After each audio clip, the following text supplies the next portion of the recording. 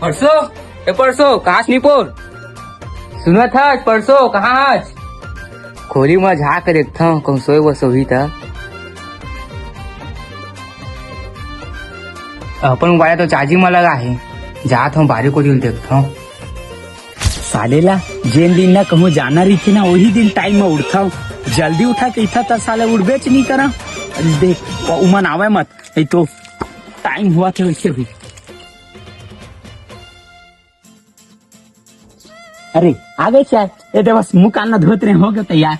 चल ना यार टाइम हो जी ट्रेन छूट जी चल चल चल ना भाई 9 बजे ट्रेन से 10 बज गए।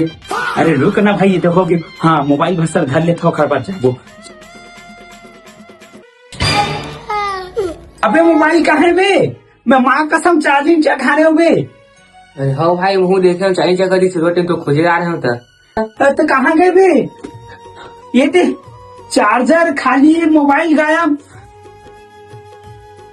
हाँ एक काम कर भाई तो मोबाइल में कॉल कर यार। हाँ। जल्दी कॉल कर। हाँ। कर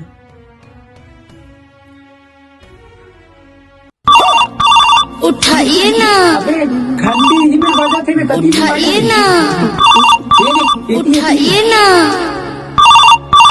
उठाइए ना उठाइए ना तेरा तो गेम बजाना पड़े। कैसे कैसे सारा चोर मोर मोबाइल का गपला करता है। मैं गपला सपला नहीं कर रहा हूँ भाई बेहदी से दे।